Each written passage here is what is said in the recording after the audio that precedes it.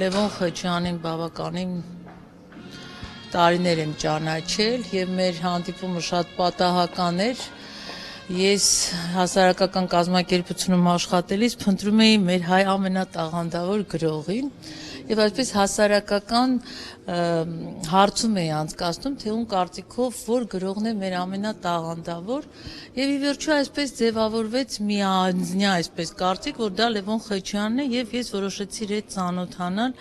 եւ երջանիկ է, որ բախտ ունեցա ծանոթանալու։ Ցավոք սրտի ականատես եմ եղել ամենածանր օրերին այդ վիճակում, բայց կարծում եմ, որ Լևոն Խեչյանը շատ ավելի մեծ է, քան մենք իրեն պատկերացնում ենք, որովհետեւ այսօր մենք շատերս ասում ենք, որ իր լավագույն գիրքը Սև գիրք ծանր բզեզն է եւ իրականում մենք Լևոն Խեչյանի հետ ամենաայսպես հիմնովին մեր ծանոթությունը հենց այդ գրքի միջոցով տեղի ունեցավ, բայց այնուամենայնիվ եկենք խոստովանենք, որ իր կենսագրությունը, որը որ հիմք հանդիսացավ իր ստեղծագործություններին հետագայում